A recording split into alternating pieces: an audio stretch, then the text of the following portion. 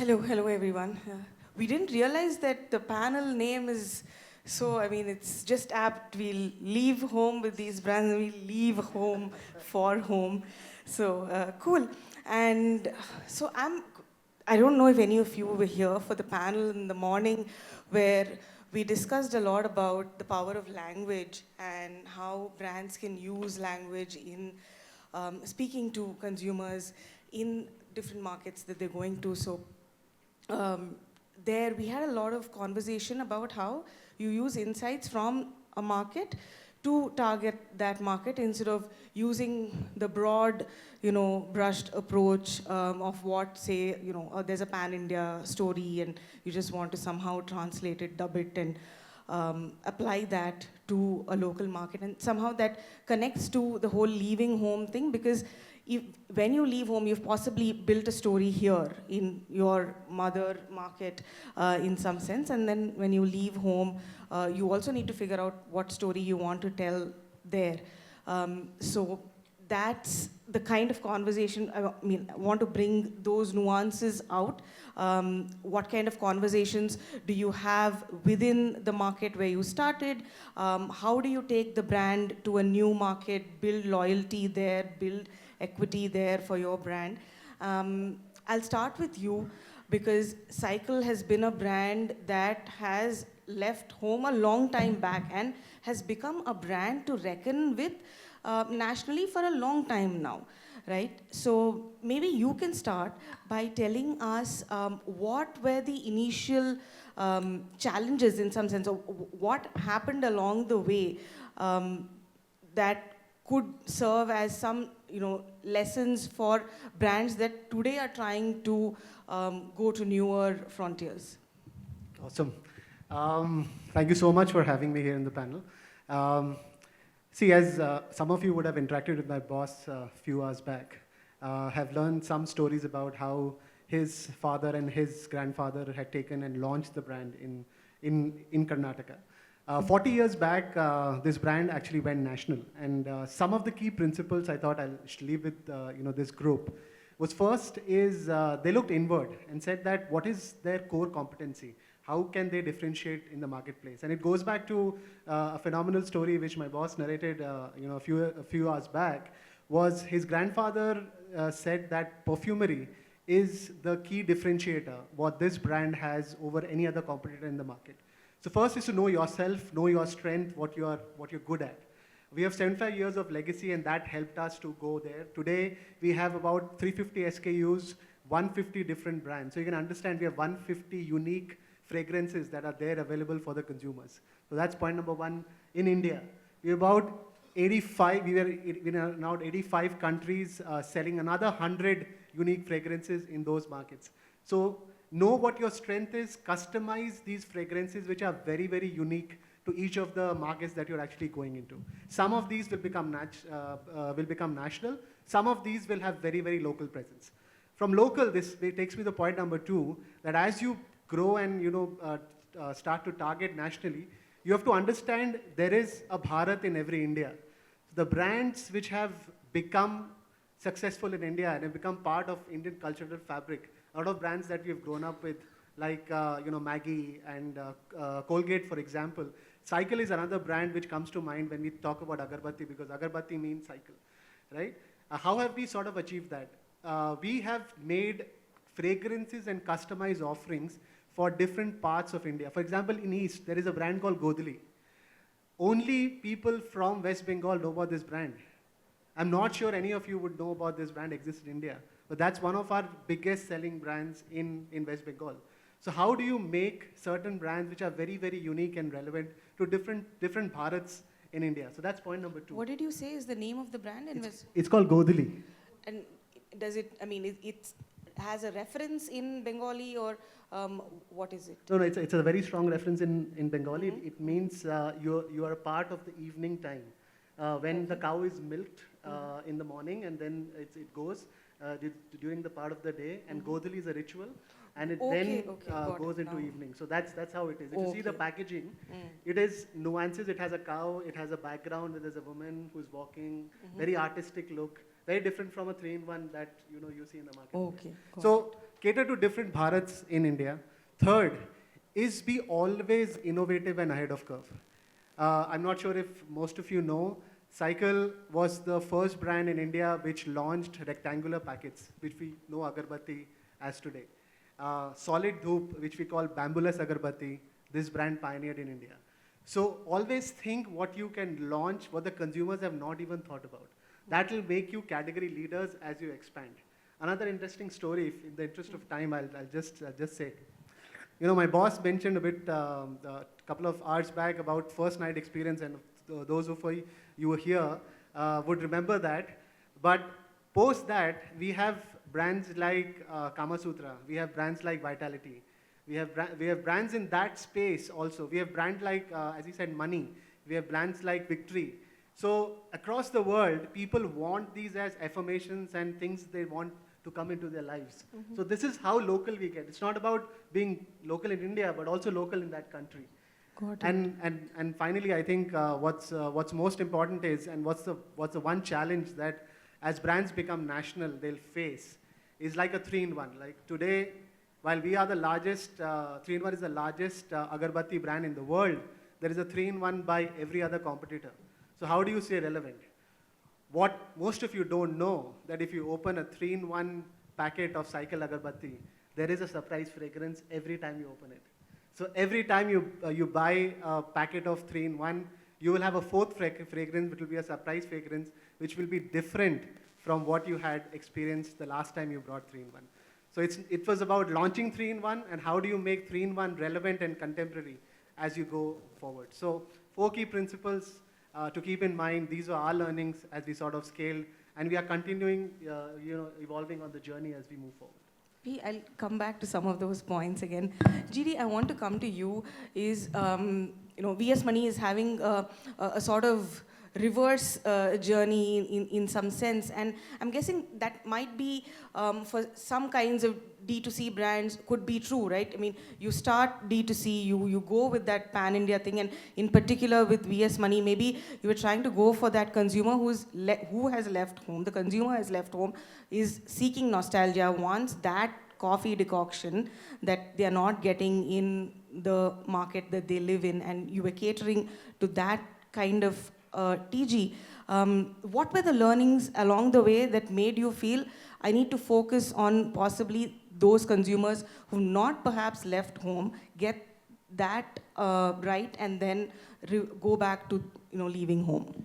Yeah, I mean, the answer to that is not anything to do with the communication aspect of it, right? Because we were always clear about what the story of the brand was, and therefore it never really we never really had to tweak anything that we had to say. We still stand for whatever it is. We still stand for that humble South Indian home. But somewhere along the way, this decision was purely based on the market and the size of the market. And we realized that if we are trying to convince an audience outside the south of India that our filter coffee is possibly the best, then we can't do this convincingly without winning the home state. So it was merely a market-based decision rather than anything to do with communicating the story or anything like that. Because, I mean, just to give you a sense, Tamil Nadu's filter coffee market itself is about 2,500 crores per annum. And even if I totaled up the number of people outside these 2 states who would, become, brand, the brand loyalists or whatever, it will still be a fraction of what we could potentially be addressing. And that's why we decided, maybe it's time to sort of focus back on home states. It's also an issue, I feel, for D2C brands because, you're kind of led into a world where you're told, this entire world is your audience. And that may not necessarily be true. And somewhere along the way, I feel like, some of the early decisions that we made were tuned to a certain audience. And now we're sort of retuning that to, the home state. And therefore, we're now making I would say corrections in communication, corrections in maybe even the choice of the model, for example, and keeping it a little more tuned to the home state because we want to win this first. And what does it take? What are the kind of fine-tuning that you're doing for this? No, so to just give you an example, right? Earlier, we were saying something like, experience the authentic taste of South India. Now, I can say that to someone sitting outside or someone who has, been a little bit away.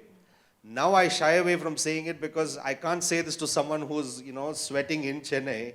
He'll be like, boss, I know what this experience is all about.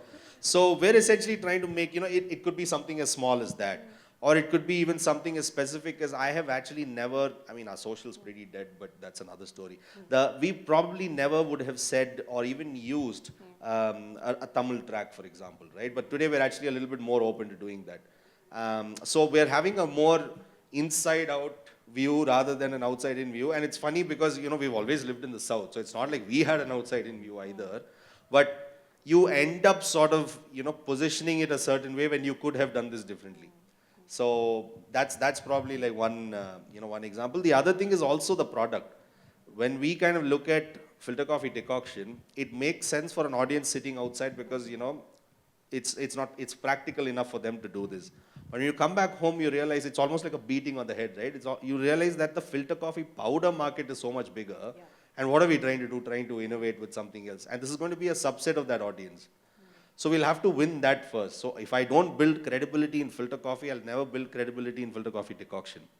So we're all sort of, reworking some of these misconceptions or, even some of the little mistakes that we would have made, perhaps in the past. So are you now making filter coffee podi, for instance, or are you still, focusing on... So we always had the product. We always had the SKU. It's just that we're now placing a little bit more importance.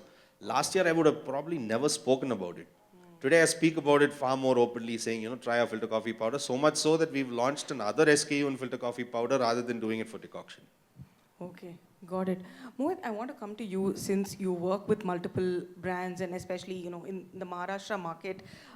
What is it that you advise brands that are possibly entering Maharashtra, want to have good foothold elsewhere, but want to then enter this new market? What's the sort of advice you give them? Yeah, so देखो थोड़ा हिंदी थोड़ा English my language is kannada ಗೊತ್ತಿಲ್ಲ sorry. So one of the things that we realized when we started, like Amul was the client that came to us first and said, we should regionalize, right? Like actually create stuff that is contextual to Maharashtrians. Neither Amul nor us knew what that meant. So over the last 2 years, we've discovered what it means, and we're still in that process. Once you decide to create a separate property for a specific region, like I'm sure someone like VS Money and Co can create a property just for Mumbai, right? If you look deep enough, like Pune, for example. What do you mean by property? Any property. It could be an Instagram account, or it could be an offline event, or it could be some way of interacting with the media, buying media, whatever. But once you realize that your geography is limited, you know what you want to say. Right? Because those people want to hear the same thing. And now you can keep on making the geography smaller and smaller because in India, wo bolte na kuch to like every few kilometers the language changes, right? So it's like a vast opportunity to go granular. I'm sure like there is a place for brand level marketing across India because that is what establishes your brand wherever you want to go. Right? If Amul was not known in Maharashtra, then doing marketing just for Maharashtra, I'm not sure how well it would have worked. So whether you want to come to Maharashtra or whether you want to expand from your own state into multiple states, as GD correctly said, first have really good presence in your own state, and then when you go somewhere, like when in Rome, right? Like when you're there, make sure that you are speaking their language, you are using their context, you're using their local cultural references, and that cannot be done by sitting in like if you're trying to advertise for Maharashtra, be in Maharashtra. And the quickest way to do that is to find. So we're a small agency. We're not Dansu or Web Chutney or those big agencies. We're a very tiny agency, but because we had the context of Maharashtra, we were able to work with Amul, and that is why we were able. Like, for example, I'm a Marathi medium student, right? Throughout my school, scholastic life, I've studied Santavani, which is Marathi, poets and all of that. So I know the context of Maharashtra, which is why I was able to bring it to Maharashtra. When a brand like, for example, there's a brand called Chitale, right? They're very strong in Maharashtra. When they want to go outside, that is a whole different way of advertising. Now, there, you have to have your hero product. You have to have your, the thing that you are famous for to be able to enter the market, and then you can start, playing around in that market. So you started by saying that when Amul came to you and said, we want to do something in Maharashtra, you didn't know what it was. But what did you figure out? What did a brand and you figure out what it meant to enter into Maharashtra and, create some media and content for it? So there's like 14 minutes Yeah. left. I don't think it can be summarized in that. But I can tell you this, context is everything. Right? You have to go granular with your context. Okay. You cannot just create these large cohorts of your audience. Like, I will target females. No. 24 to 35-year-old females, theek hai, go deeper. Right? Now you have 24 to 35-year-old females whose birthday is coming up. You can go deeper, 24 to 35-year-old females whose birthday is coming up and are in a relationship. Now GD can sell a nice coffee package that the boyfriend can give to the girlfriend. Right? So, itna deep जा सकते हो, इतना data available है. Abhi it is a brand's decision to figure out how deep you want to go. Right? So, for example, some of the performance marketing that we do, in that we go super deep. Like we're targeting Arsenal fans in particular, because like with the product. For Amul? No. Okay. For some of the other brands that we're working with. So, but like an Arsenal fan is going to be tensed on a Saturday night, right? So he's going to require, some cheering up or something like that. So then we can add our product over there. So you have to understand the context of the product. You have to understand how the person is thinking, and then, be in front of them. So what happened? This is a larger thing. I mean, if you're talking about just youth and preferences or any, gender and preferences, that doesn't have to align with, say, language and culture, right? Or it sort of does. So I'll tell you, I gave the wrong example, right? Wari is coming up. Wari is like this big procession that happens in Maharashtra. We've been racking our brains about how to, place Amul there. And at some point, I think we just decided that there's no need of a brand placement there, because it is such a devotional and such a deep-rooted thing for people that advertising there feels gimmicky to the people over there, right? Okay. So that is understanding the context of that culture, right? To not do that is understanding the context of the culture. Okay, got it. I'll come back to you. You mentioned, that for every market, you have a different product, and even like, specific to the kind of prayer. It's a very far east sort of thing, right? So now that you've left home, it's been a while, what are new things that you can keep finding? Or do you feel that you're kind of, you've left the market, you've made your mark in all of these new markets, you have a product for every market. How do you keep innovating in these new markets now? That's a fantastic question. See, the point to keep in mind here is when you go somewhere, there will be competition. There will be other players who look up to you, they'll replicate, and they'll come up with similar or other offerings. So the key to it is listen to the consumer. I'll give you another example. We just launched one of the most premium agarbattis in India today called Darbari. It's 500 rupees for about 12 sticks, right? Is there a consumer for it? Yes, definitely there is a consumer for it. One of the first things that we did, two things actually. The first thing that we did was, the first few consumers who actually bought Darbari, we reached out to them, took feedback. Do you like the fragrance? What do you like about the product? And if there is anything that we feel positive or negative, we do incorporate back in the next batch. So speed of feedback taking and implementing is very critical. Second, you need to evolve with the times. As we said, e-commerce is the next big thing 5 years back. Quick commerce, the next big thing 2 years back, now part of our life. You need to know what the next big thing is. That will be 2 years from now. Assuming we say quick commerce for now, we are innovating all our new products on quick commerce today. We've launched about 50 new products on quick commerce, and we are taking live feedback.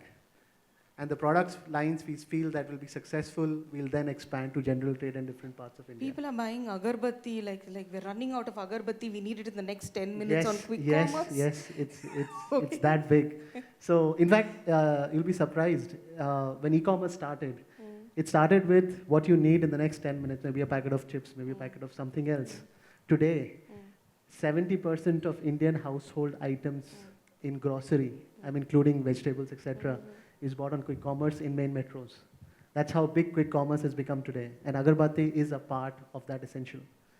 So people are buying. They're not using just quick commerce for the 10-minute delivery now. They're So using they're doing quick for planned purchases purchase also. That's how mediums evolve. You have to be right in speed to be part of the medium. We're using it as an innovative platform, but it's also a platform where we sell. But thinking ahead of time and using our knowledge to say that if I want to launch 10 different fragrances, and if a particular fragrance clicks in East, then as he said, go hyper geo-target to that market, and then do all the digital advertising in that market, but layer it up with a thing that we have expertise on, which is sampling. Got it. So you go to Indian households, do sampling, but at the same time, very geo-targeted to consumers in that part of the country. Okay. GD, my question to you is, when you decide saying, I'm going to now focus on Tamil Nadu or Karnataka, where coffee is already, I mean, it's very popular, has a huge, it's a huge market already, and therefore there's a lot of competition as well. So when you start as a D2C and you want to target that pan-India audience, etc., it's a whole different ball game. So when you look inwards, then there is this whole, that 300 crore market, that competition that you have. How do you then differentiate yourself now? Because what is special about you? I mean, see, irrespective of whether we were playing nationally or for the particular state, the brand story has been set. And that in a way already set us apart from what the others in the category were doing, because most coffee advertising is essentially around taste and where it's plucked from and the quality of roasting. And you've seen 30 years of coffee advertising. The first 15 years was all about sort of convincing the new mother-in-law that it tastes as good as filter coffee. And then it's essentially then evolved to the husband and wife. Now the husband makes the coffee. It's pretty much played only on taste or essentially who's making it. We've anyway taken a different stance on this. We've anyway said that this is about authenticity in general, about the South Indian culture, about that particular region, and therefore we actually never really speak about the coffee or the taste or anything like that, because the convincing is not done on the taste. That's for the customer to sort of figure after he buys it. I can't say anything about it beforehand. So we do all of this communication only around the product and get the consumer to just come into the world. Once they're in the world, then I feel like, there is a better chance for them to connect with us. And then they sort of, the product speaks for itself, and therefore they might come back. So them coming back is a function of the product, but them coming in the first place is a function of, the brand world that we're trying to build. And that world has simply just gotten, I would say, a little tailored to, where we go. Okay. Even with one of the biggest questions that we ask ourselves, and even today, is Tamil Nadu is a big market. Equally big is Karnataka. And given that we respect, both of these markets, shouldn't we be addressing them differently? And therefore the question arises, right? Should we run a few ads in Kannada and just put them on these, on one side of this one, and then you put some in Tamil, and then you put something in English and see which one does better. So we ourselves do a few of these things without changing the core message. But we still, try and make small tweaks for the audience specifically. Okay. And do you also, to get people to buy into this brand world that you're building, do you also have to be offline then in the city? And is that something? Yeah, I mean, anyway, we are, so if you looked at it in a way, we've sort of left that so-called D2C journey, and we're actually playing the typical FMCG playbook. I'm actually beginning to think, if this was 2019 and not 2020 when we had launched, I probably would have gone to stores first rather than go online. Because that's where the market is. And somewhere I'm beginning to think that it made a lot of sense, and we're trying to sort of justify this, saying, that the audience is available everywhere. But somewhere it makes a lot of sense. You're manufacturing at a certain place, you distribute in a certain, with certain vicinity. You understand the people there, therefore you communicate with them. You do local advertising, get the product in, get them to try it out, and then you sort of expand geographies, right? We sort of go all out and then you try to do this. It feels a little, a little retrofitted, which is why we've actually sort of rethought the approach of how we should tell that same story. Rather than essentially saying, okay, now that the brand world is set, just shove the same thing down. It doesn't work because the audience is a little bit more nuanced here. Okay, got it. We have about 5 minutes left. Does anybody have questions? Any brands here that are thinking of leaving home? No? Want some yarn? Yes? Please state your name, where you're from, and keep your question short. Tell us also who you're asking the question to. Sure, thank you. My name is Vijay. I head a content company called Meisterverse. My question is more towards Amarnath and GD, especially coming from a segment wherein we have been seeing this transition of the consumer era of deep discounting on e-commerce, and now that consumer is quickly moving to quick commerce, where there is not really much of a deep discounting. He's willing to pay that premium, right? So in this scenario, do you see the era of deep discounting being over for brands which are on the commerce, on online retailing side of it? And the second part to it, if I could add quickly, is within the quick commerce, now because hyperlocal marketing becomes even more susceptible for every brand to get into. So there, how do you see your brands evolving with regional communication on the hyperlocal level? Is it having an impact on the brands and so on? Thank you.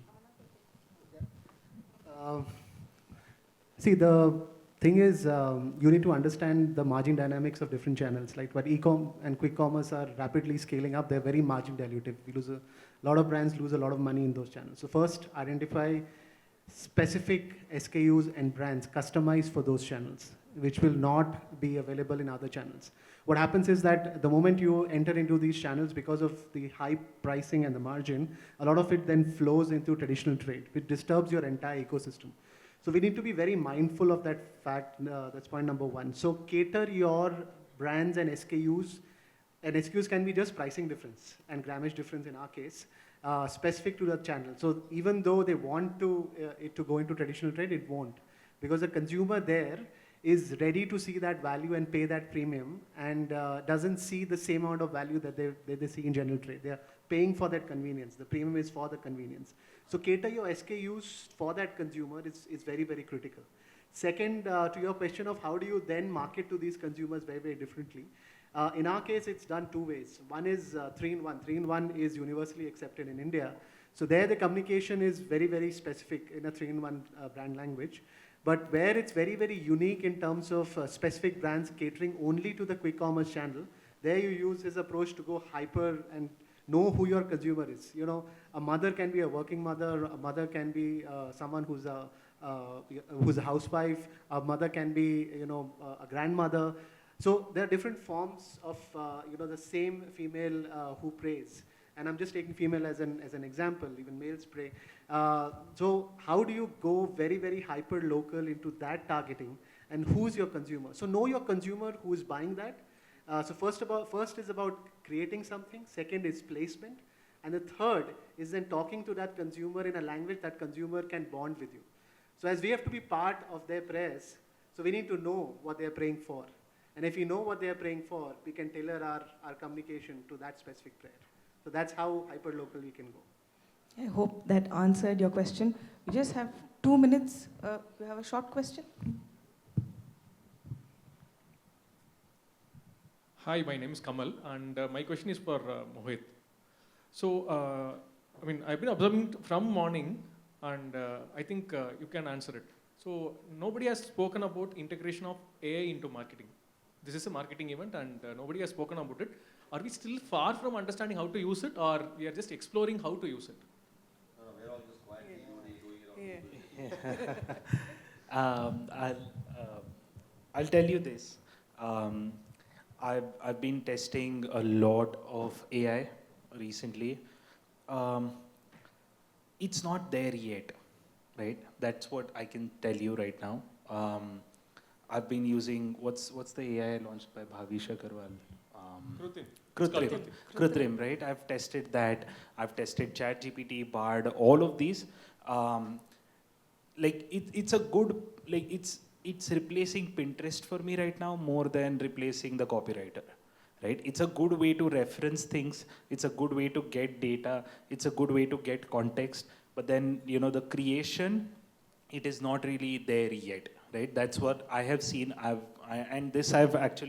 a hardcore businessman, right? So I've tested this, right?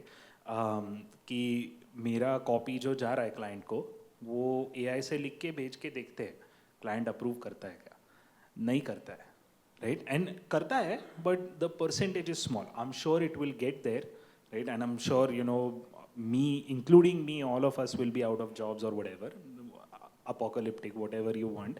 But then right now I believe that it's not there yet. Maybe that is why it was not spoken about. Another reason it couldn't have, another reason that quickly comes to my mind, I think time's up is here. So quickly the reason that comes to my mind is understanding context of India is difficult for people. Then they are going to put it on the internet. Then the AI will get to study it. And then it will come and, start biting us. Right? So that's a long, long journey. Right? So Indians in particular don't have to be too worried about AI. Because India is very granular and yeah. We are out of time. I think you can take this offline, but yeah, we'll talk. We did have a lot of AI conversations during the day. People did pepper it in their thing, but the larger theme was language, which I think we stuck to. And thank you so much, everybody. We learned a lot today. Thank you for your time, and thank you, audience, for being here. Please stick around for the networking break and have some chai and pakoras. Thank you.